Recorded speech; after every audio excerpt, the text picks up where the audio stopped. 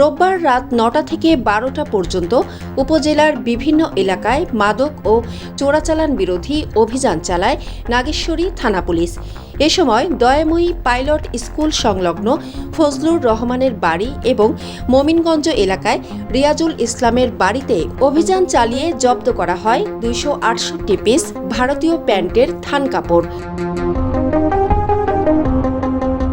Police জানায়, প্রতিটি piece কাপড়ের দৈর্ঘ্য ১২ মিটার। সব মিলিয়ে জব্দ করা কাপড়ের দৈর্ঘ্য ৩,২১৬ মিটার। এসব কাপড় শুল্ক ফাঁকি দিয়ে চোরাই পথে দেশে আনা হয়েছিল বলে দাবি পুলিশের।